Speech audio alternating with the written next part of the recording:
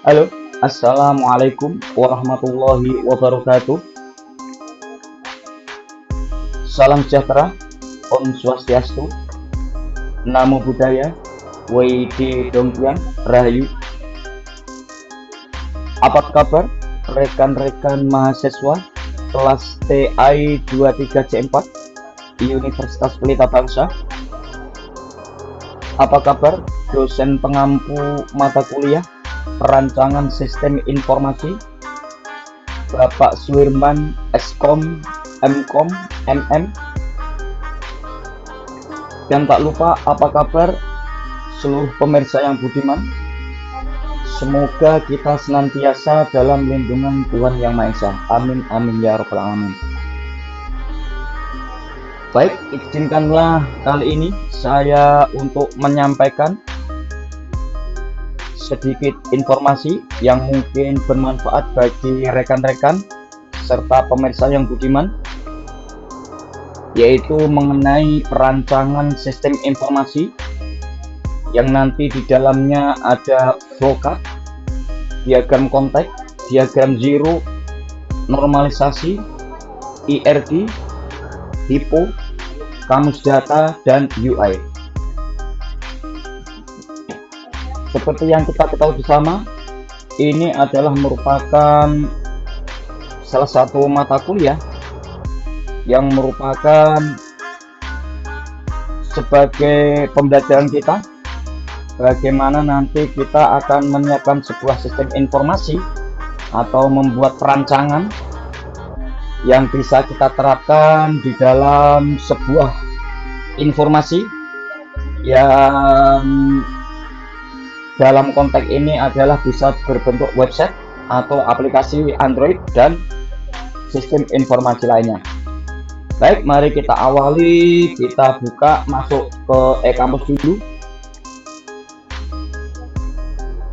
Dan kebetulan video ini kita buat berdasarkan perintah dari Bapak dosen, yaitu berdasarkan perintah pada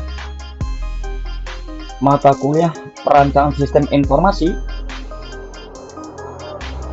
yaitu tugas di pertemuan 11,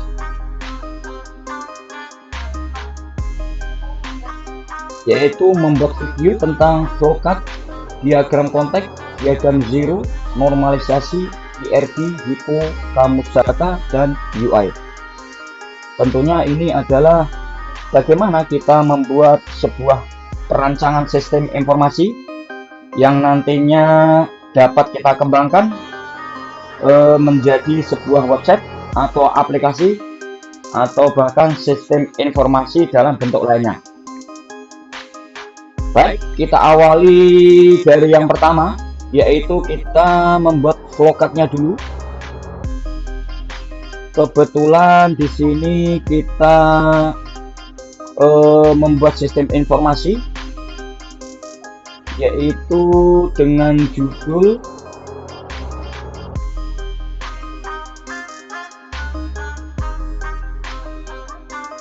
Perancangan Sistem Informasi Pembayaran SPP. Ya, di sini yang mau kita sampaikan pada awalnya adalah pembuatan flowchart. Adapun perancangan sistem informasi yang saya beri judul Sistem Informasi Pembayaran SPP, telah kami buat flowchart-nya adalah sebagai berikut.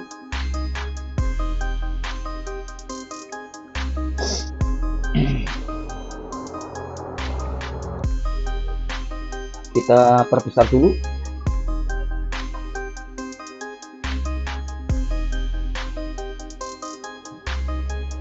Ya, di sini ada mulai, kemudian ada input data mahasiswa, kemudian ada input data yang lain, kemudian bla bla bla bla.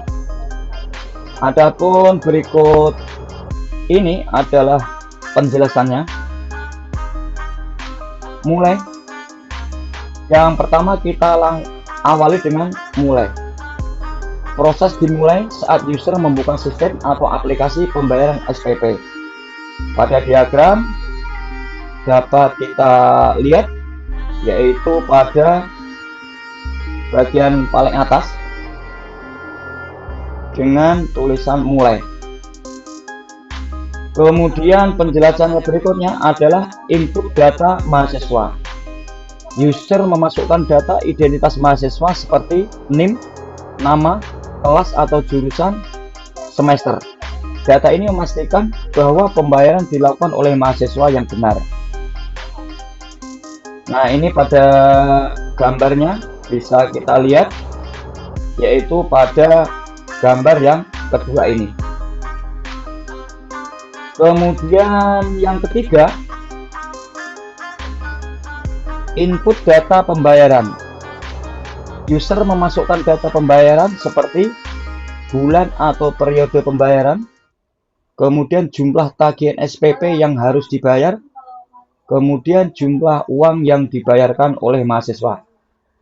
Nah, ini adalah penjelasan untuk gambar pada yang ada di baris ketiga ini. Oke.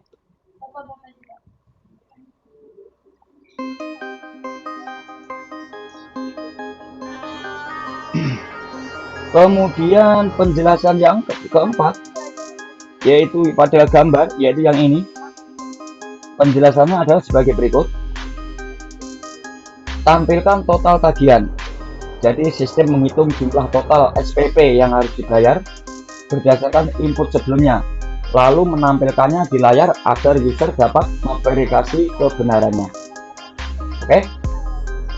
Gambarnya adalah berada di poin urutan nomor 4. Kemudian yang nomor 5,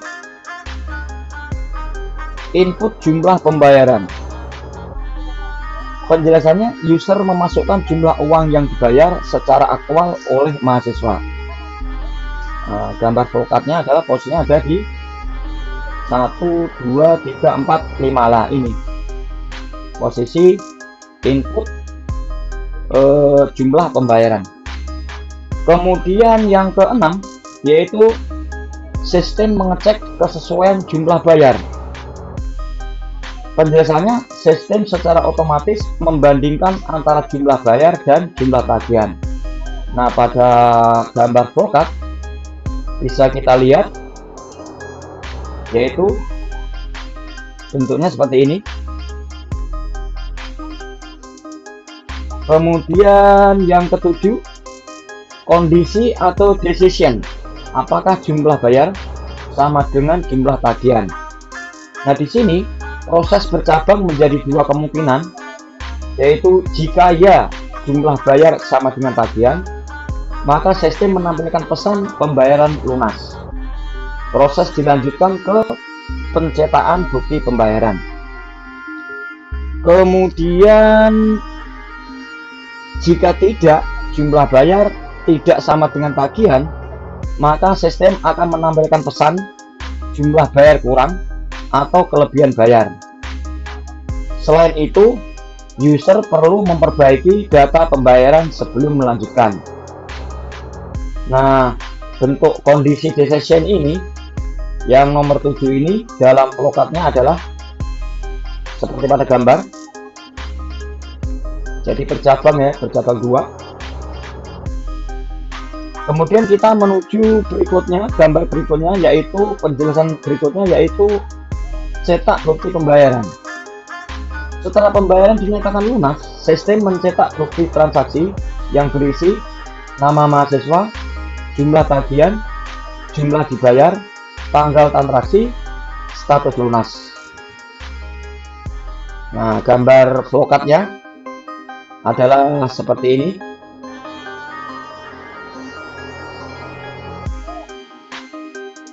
Oke. Kemudian yang berikutnya adalah keterangan gambar yang bawahnya, yaitu simpan data dan lain sebagainya, yaitu nomor 9. Oke, simpan data ke database. Sistem menyimpan seluruh data transaksi ke dalam database. agar dapat digunakan untuk laporan dan arsip keuangan. Baik, kemudian yang flowcard terakhir adalah selesai. Penjelasannya adalah sebagai berikut. Nomor 10, poin 10, yaitu selesai. Proses pembayaran SPP selesai dan sistem siap digunakan kembali oleh user untuk transaksi berikutnya. Nah, begitulah flowcard dari sistem informasi yang saya beri judul sistem informasi pembayaran SPP. Jadi flowcard, gambar flowcardnya adalah sebagai berikut, dan penjelasannya seperti yang sudah kita utarakan seperti di awal tadi. Kemudian pada perancangan sistem informasi, selain flowcard, kita juga harus membuat diagram kontak. Oke, jadi setelah membuat flowcard, kita dianjurkan untuk membuat diagram kontak. Baik, kita menuju ke e-kamus lagi. Ini tadi yang flowcard sudah selesai, kita tutup. Kemudian kita menuju ke diagram kontaknya yang kebetulan ada pada tugas pada pertemuan ke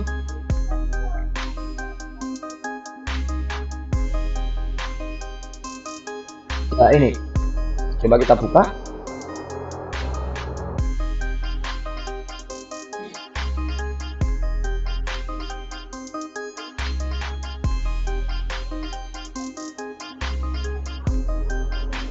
Nah, ini diagram kontak. Kita tadi sudah membuat flowcard. Kemudian berikutnya adalah membuat diagram kontak. Nah, kebetulan ini ada di tugas pertemuan 5 ya rekan-rekan. Jadi tugas yang berhasil saya buat adalah sebagai berikut.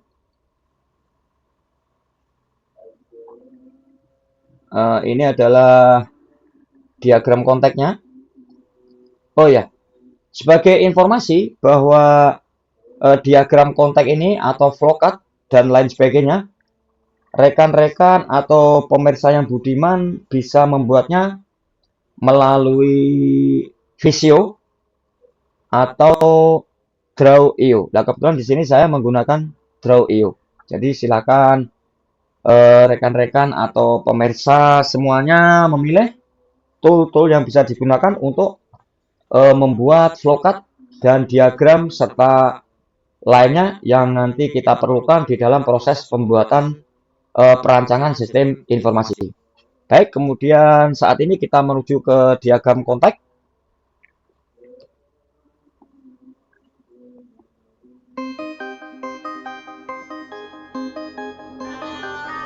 Dari judul sistem informasi pembayaran SPP yang kita buat, di sini kita berhasil membuat diagram kontak, yaitu ada user, ada sistem informasi pembayaran SPP, kemudian ada pimpinan atau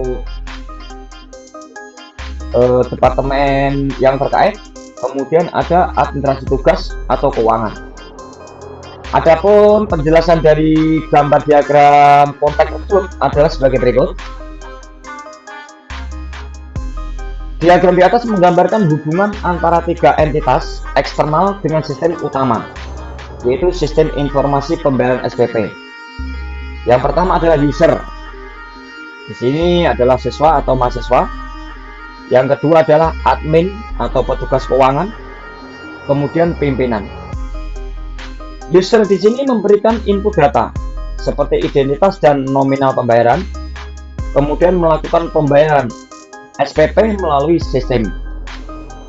Kemudian admin atau petugas keuangan menerima update data mahasiswa dari sistem, kemudian melakukan input tagihan SPP ke dalam sistem.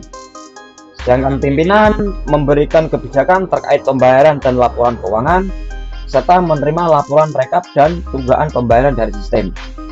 Intinya, Diagram ini menjelaskan aliran data dari dan ke sistem pembayaran SPP yang melibatkan pengguna, petugas keuangan, dan pimpinan agar proses pembayaran, pelaporan, serta pengelolaan data berjalan terintegrasi dan efisien. Jadi dari diagram konteks tadi penjelasannya sudah cukup kompleks ya rekan-rekan, dari user, kemudian sistem informasi pembayaran SPP, kemudian pimpinan, kemudian organisasi atau petugas keuangan.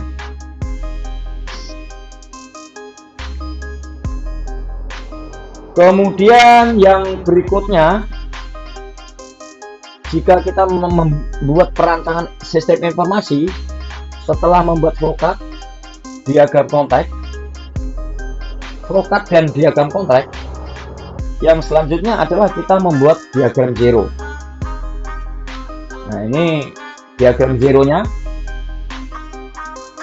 Di sini ada mahasiswa, kemudian ada 0.0-nya adalah sistem informasi pembayaran SPP, kemudian 1.0-nya ada input data mahasiswa, 2.0-nya input data tagihan SPP, kemudian 3.0-nya ada hitung dan tampilkan total tagihan, kemudian 4.0-nya adalah proses pembayaran, kemudian 5.0-nya adalah update status pembayaran, dan 6.0-nya adalah cetak bukti pembayaran.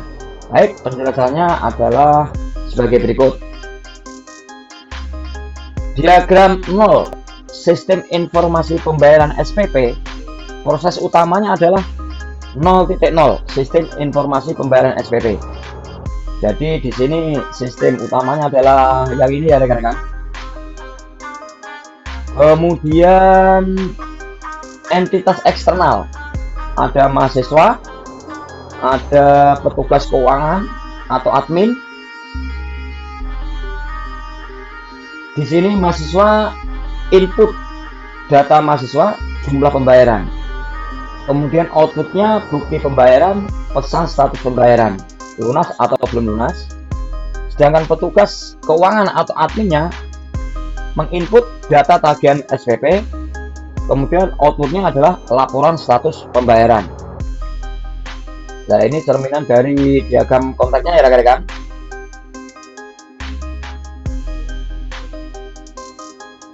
Kemudian proses di dalam sistem 1.0, input data dari mahasiswa. Data mahasiswa dimasukkan ke sistem. Kemudian yang 2.0, input data tagihan dalam SPP. Data tagihan SPP, admin memasukkan jumlah tagihan berdasarkan data mahasiswa. Kemudian proses 3.0, hitung dan tampilkan total tagihan seperti pada gambar di atas tadi. Sistem menghitung total tagihan dan menampilkan ke pengguna. Kemudian proses 4.0-nya proses pembayaran. Sistem membandingkan jumlah dibayar dengan total tagihan. Jika sesuai, lanjut ke update status pembayaran. Jika tidak sesuai, tampilkan pesan kekurangan pembayaran. Kita menuju proses 5.0, update status pembayaran. Status disimpan dalam database, lunas atau belum lunas. Kemudian proses 6.0, cetak bukti pembayaran. Sistem menghasilkan bukti pembayaran kepada mahasiswa. Aliran data atau data flow-nya adalah mahasiswa, data mahasiswa, jumlah dibayar, kemudian sistem. Petugas, data tagihan SPP, kemudian ke sistem. Dari sistem ke mahasiswa, bukti pembayaran, pesan kekurangan, status lunas, kemudian sistem ke petugas, kemudian menuju ke laporan pembayaran. Nah, ini adalah penjelasan tadi ya rekan, diagram konteks diagram zero yang berhasil kita buat.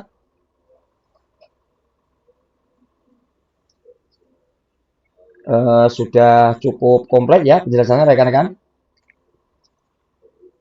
Kemudian setelah membuat diagram zero, dalam perancang sistem informasi kita juga harus membuat normalisasi.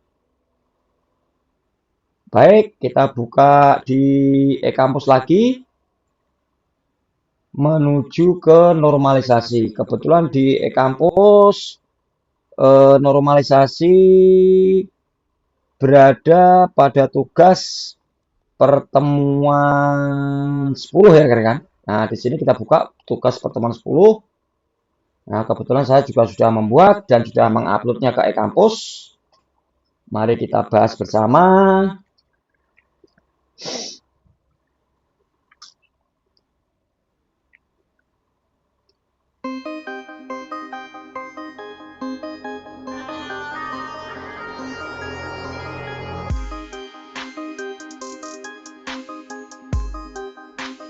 Kita menuju ke perancangan sistem informasi yaitu HIPO, Kamus Data, dan Desain UI.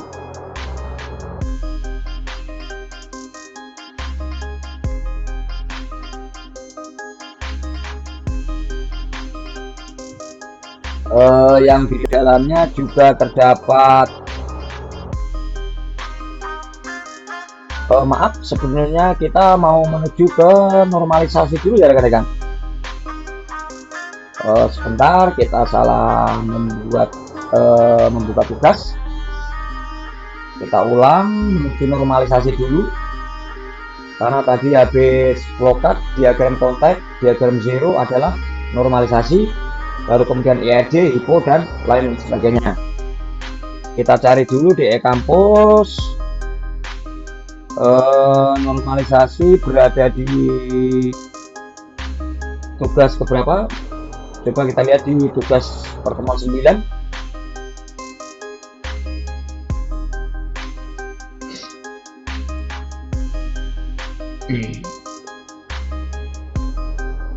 Nah, ini benar rekan-rekan. Dia normalisasi ada di tugas pertemuan 9. Nah, di sini saya sudah membuat normalisasi yaitu unnormalized form atau UNF. Dimana tadi data yang kita sebutkan adalah masih campur dalam satu tabel. Dimana kita lihat tadi tabel pembayaran UNF, ada NIS, nama, kelas, tagihan, bulan, total tagihan, tanggal bayar, jumlah bayar, status petugas. Nah, kenapa di sini harus kita normalisasi? Karena masalahnya adalah data siswa berulang di setiap pembayaran. Kemudian data tagihan berulang tiap bulan. Kemudian petugas berulang. Maka di sini harus kita normalisasi lagi terlebih dahulu. Normalisasi meliputi first normal form atau normalisasi pertama. Kemudian berikutnya adalah second normal form atau 2NF atau normalisasi kedua. Yang ketiga adalah third normal form atau 3NF normalisasi ketiga. Adapun penjelasannya adalah sebagai berikut. Normalisasi pertama, tidak ada data peringkat bertingkat atau berulang. Kemudian memiliki nilai atomik. Caranya adalah sebagai berikut. Pisahkan tabel. Di sini adalah tabel siswa, NIS, nama, kelas. Kemudian tabel tagihan. Nantinya ada ID underscore tagihan. Kemudian ada NIS, ada bulan, ada tahun, ada total underscore tagihan. Kemudian kita pisahkan juga tabel pembayaran yang nanti dalamnya ada ID underscore pembayaran, kemudian ada ID underscore tagihan, kemudian ada tanggal underscore bayar, kemudian ada jumlah underscore bayar, dan status. Kemudian kita pisahkan juga tabel petugas yang nanti di dalamnya ada ID underscore petugas, kemudian ada nama underscore petugas. Kemudian kita menuju second normal form atau 2NF. Jadi di sini semua atribut non key bergantung fully pada primary key. Tabel sudah benar, maka lolos ke 2NF atau normalisasi kedua. Di sini tidak ada atribut yang tergantung hanya sebagian dari key. Kemudian yang terakhir adalah third normal form atau 3NF. Nah, di sini tidak boleh ada transitive dependency. Nama tidak boleh tergantung pada NIS di tabel transaksi. Sudah dipisah sehingga lolos 3NF. Hasil akhirnya di sini saya persembahkan atau saya buat normalisasi ketiga ini, rekan-rekan. Hasilnya adalah sebagai berikut. Ini adalah cerminan dari penjelasan yang atas tadi ya, rekan-rekan. Jadi karena data masih campur dalam satu tabel, makanya perlu kita normalisasi. Dan normalisasi ini ada tingkatannya, yaitu normalisasi pertama, kemudian normalisasi ketiga, baru kita menuju ke normalisasi kedua, baru kita menuju ke normalisasi ketiga. Tujuannya adalah agar data tidak campur lagi dan terpisah sesuai dengan tabel dan lain sebagainya. Sebenarnya ini tiap normalisasi pertama ini sebenarnya juga ada gambar ya, rekan ya. Tapi di sini tidak saya buat, sudah saya gabung. Kemudian pada second normal ini juga sebenarnya ada gambar, tapi juga tidak kita buat. Dan nantinya kita gabung di normalisasi yang ketiga. Hasilnya adalah sebagai berikut. Nah, ini adalah gambar hasil akhir dari normalisasi ketiga. Sebentar kita perbesar dulu. Nah, ini adalah hasil dari third normal form atau normalisasi ketiga.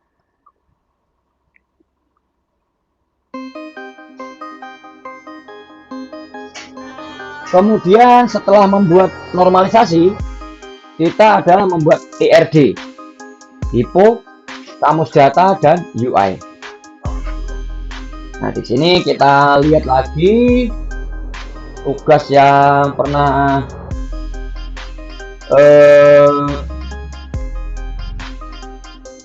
diberikan di e-kampus, yaitu tugas di E9 juga ya, di pertemuan 9 juga ya, kan?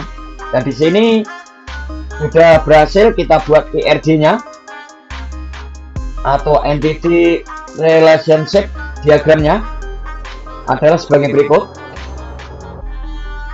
Nah, di sini ada ERD, Sistem Informasi Pembayaran SPP, mahasiswa Riyadi 312 310 262 TI 23 C4 Universitas Pelita Bangsa. Nah, di sini ada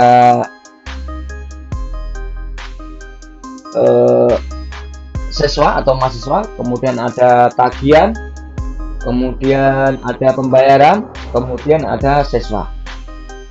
Adapun penjelasannya dari diagram ERD ini adalah sebagai berikut.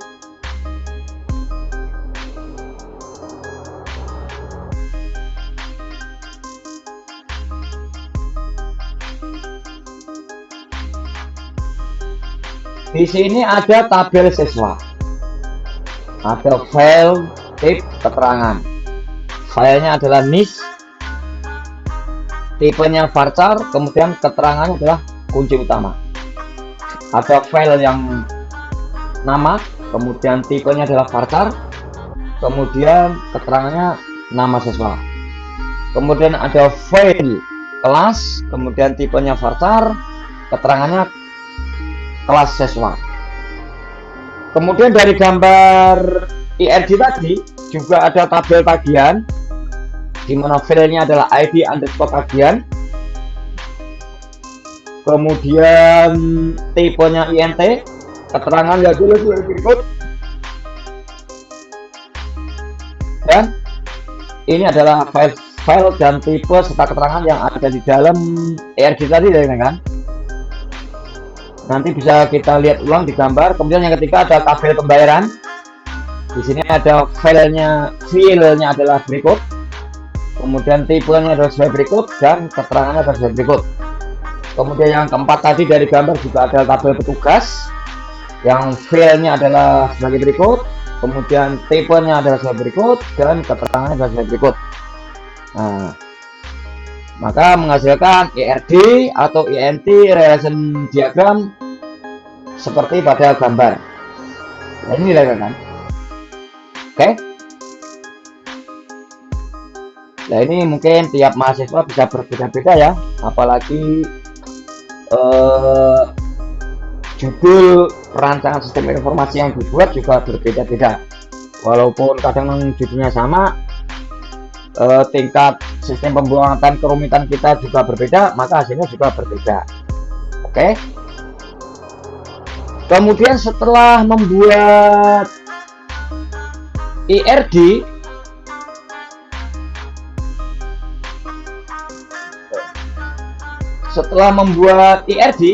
kita juga harus membuat HIPO, kamus data, dan UI dalam perancangan sistem informasi.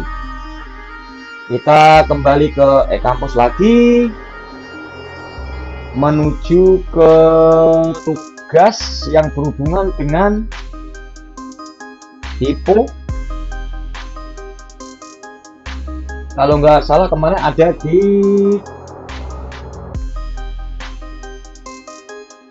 tugas pertemuan 10 ya rekan-rekan. Nah, ini kita buka di sini, saya juga sudah membuatnya.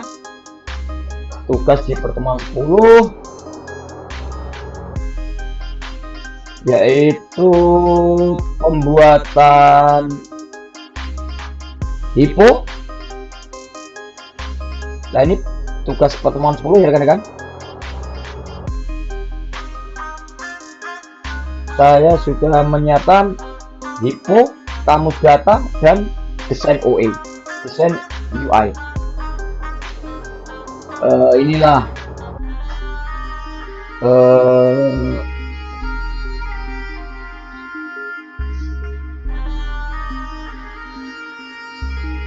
HIPO yang berhasil kita buat, yang berupa cabang-cabang ya rekan-rekan. Ini adalah HIPO yang saya buat dari sistem informasi pembayaran SPP. Kemudian saya sudah buat juga kamus datanya. Yang ini yang di luar tabel, yang nantinya tabel siswa dan lain-lain ini, dalamnya ini nanti kita bisa buat tabel seperti ini.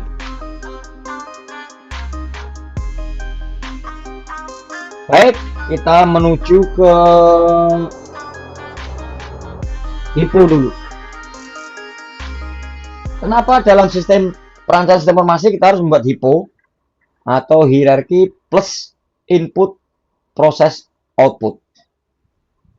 Hierarki sistem dari gambar tadi ada level 0, sistem informasi pembayaran SPP 1.1 kelola data siswa, 1.2 kelola tagihan SPP, 1.3 kelola pembayaran, 1.4 kelola laporan. Nah, gambar HIPO-nya adalah ini ya rekan-rekan. Ini posisinya ada di sini. Oke. Sedangkan hierarki sistem level 0-nya adalah posisinya ada di sini. Oke. Kemudian setelah itu kita jabarkan juga ada sebagai berikut. Ada penjabaran kelola data siswa yang berada di level 1.1. Kemudian level 1.2-nya kelola tagihan SPP. Kemudian 1.3-nya ada kelola pembayaran IPO. 1.4-nya kelola laporan atau AIPO. Nah, ini keterangannya dari kan? Ini keterangan dari diagram hiponya, gambar hiponya.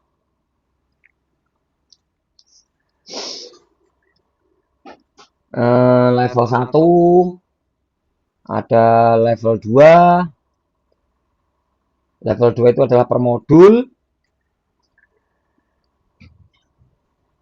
Nah, di sini level 2 ada 1.0 kelola data siswa. Nah, ini hampir mirip keterangan yang di atas tadi ya kan? Nah, ini mirip ini. Cuman di sini adalah ini penjelasan setelah pembuatan hiponya bercabang-cabang ya rekan-rekan. Oke.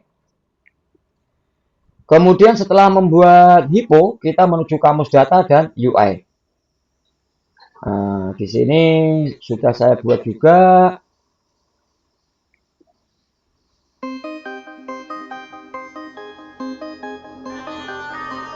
Kamus datanya. Nah, kamus datanya nanti di sini adalah ada tabel siswa yang terdiri dari NIS, nama, kelas, alamat, telepon, file dan keterangan sebagai berikut. Nah, tabelnya adalah sebagai berikut. Ada file name, ada tipe, ada width, ada index, ada keterangan. Kemudian ada juga tabel tagihan yang di dalamnya nanti ada ID tagihan, NIS, bulan, tahun, total tagihan, status tagihan dan sebagainya.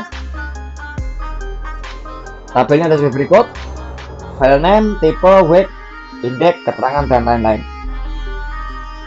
Nah, kemudian ada tabel pembayaran yang nanti dalamnya adalah isinya sebagai berikut. Nah, kalau kita buat dalam sistem tabel adalah sebagai berikut. Kemudian begitu juga dengan tabel petugasnya sebagai berikut. Nah, sekarang kita menuju ke desain UI, user interface, sketsa kira-kira nanti bagaimana aplikasi kita jika sudah jadi, atau website kita jika nantinya akan bisa kita buat. Catatan, desain UI ini berfokus pada tampilan web responsif sederhana, desktop dan mobile. Gunakan ini sebagai blueprint untuk mockup. Jadi nanti alangkah baiknya ya rekan-rekan, desain UI ini ada halaman login, ada dashboard, ada halaman data siswa, ada halaman kelola tagihan, ada halaman input pembayaran, ada halaman laporan, ada tampilan kwitansi. Dan ini nanti kalau kita sempat nanti bisa kita buat melalui mockup. Kita buat mockupnya ya rekan-rekan. Kalau di sini kita buat sketsanya aja. Jadi nanti desain website atau aplikasi yang mau kita buat itu adalah ada halaman login, kemudian menuju ke halaman dashboard, kemudian menuju ke halaman data siswa, kemudian ada juga menuju ke halaman kelola tagihan, kemudian menuju ke halaman input pembayaran, kemudian menuju ke halaman laporan, dan kemudian menuju ke yang terakhir menuju ke tampilan kwitansi. Nah, ini penjelasannya sebagai berikut. Halaman login nanti mungkin aplikasi atau websitenya menyediakan fitur file, button, dan link. Kemudian halaman dashboardnya seperti pada gambar tadi, nanti di dalamnya ada komponen statistik, mungkin bisa kita tambahkan komponen yang bermaksud untuk menunjukkan statistik singkat, total tagihan bulan ini, total pembayaran hari ini, total tunggaan, shortcut, buat tagihan, input pembayaran, data siswa, dan laporan. Kemudian halaman data siswa pada gambar desain UI tadi, nanti di dalamnya bisa kita buat tabel yang terdapat kolom NIS, nama, kelas, telepon, aksi, kemudian ada button, di dalamnya ada tambah siswa, bisa ada edit per baris, hapus per baris, atau import CSV. Kemudian di halaman data siswa ini nanti di dalamnya juga ada form tambah atau edit. Bisa kita sediakan fitur NIS, nama, kelas, alamat, telepon, dan simpan. Kemudian halaman kelola tagihan, di dalamnya nanti bisa kita sediakan filter yang di dalamnya ada pilih bulan, tahun, kelas, kemudian ada tabel output, di dalamnya ada ID underscore tagihan, list, nama, bulan, tahun, total tagihan, status aksi, kemudian button, di dalamnya ada buat tagihan massal, kemudian edit tagihan, kemudian hapus. Sedangkan form buat tagihan massal, pilih kelas atau semua siswa atau mahasiswa, bulan, tahun, nominal, atau generate. Kemudian sesuai gambar tadi ada halaman input pembayaran. Ya, di dalam halaman ini nanti bisa kita sediakan juga file cari by NIS atau nama, pilih ID underscore tagihan, tampil total tagihan, input jumlah bayar, metode pembayaran, pilih petugas. Nah, ini opsional. Kemudian nanti di dalamnya juga nanti bisa kita sediakan button yang di dalamnya juga terdapat proses pembayaran, cetak kwitansi. Kemudian validasinya, jika jumlah bayar lebih kecil daripada total tagihan, maka tampilkan belum lunas. Dan opsi simpan pembayaran sebagian, jika sama set lunas. Nah, jika lebih, tampilkan kembalian atau simpan kelebihan. Kemudian dari gambar tadi ada juga halaman laporan yang di dalamnya nanti bisa kita suguhkan kurang lebih filter, yaitu periode, bulan atau tahun, kelas, status, lunas belum lunas. Kemudian ada output, tabel rekap, tombol atau ekspor PDF, ekspor CSV. Kemudian desain UI yang ketujuhnya ada halaman laporan, yaitu desain ketujuhnya ada halaman tampilan kwitansi, yaitu penjelasannya adalah sebagai berikut. Nanti di dalam tampilan kwitansi ini bisa kita isi, kita tampilkan juga isi.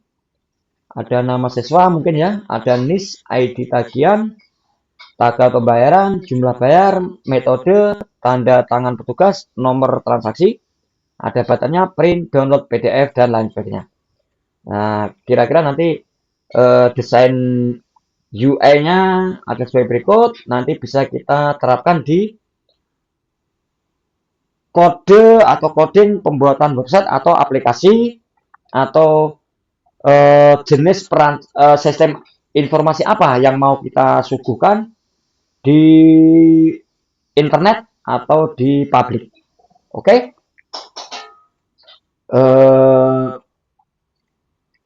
Berikutlah, demikianlah hasil dari tugas pembuatan perancangan sistem informasi yang berhasil saya buat, yang kebetulan tadi saya beri judul perancangan sistem informasi pembayaran SPP, yang di dalamnya ada flowchart, diagram kontak, diagram zero, normalisasi, IRD, HIPO, kamus data, dan UI. Nah, tugas ini saya ambil dengan daftar pustaka dari dosen pengampu mata kuliah kita, yaitu Bapak Suhairman, Eskom, Mkom, MM, dari materi mata kuliah perancangan sistem informasi, program studi teknik informatika, Universitas Pelita Bangsa, pertemuan 10, dan pertemuan yang lainnya. Kemudian di bawahnya ada juga daftar pustaka yang bisa kita jadikan acuan untuk membuat perancangan sistem informasi yang nantinya supaya bisa kita terapkan di sistem web maaf atau aplikasi atau sistem lainnya yang bisa kita code di kode editor dan nantinya bisa kita hosting di online, sehingga sistem informasi sistem perancangan informasi yang kita buat ini bisa menghasilkan sebuah website atau informasi yang bisa dinikmati atau bisa berguna, bermanfaat bagi rekan-rekan, bagi pemirsa, sehingga sistem informasi yang kita terima tersebut bisa kita kembangkan atau kita olah lebih lanjut. Demikianlah, mohon maaf eh, sekelumit penyampaian dari saya tadi. Mudah-mudahan bermanfaat dan mohon maaf yang sebesar-besarnya bila ada kata-kata yang kurang berkenan. Eh, Mudah-mudahan masih ada kesempatan di lain waktu untuk bisa kita sambung lagi. Akhirul kalam, wassalamualaikum warahmatullahi wabarakatuh. Selamat malam.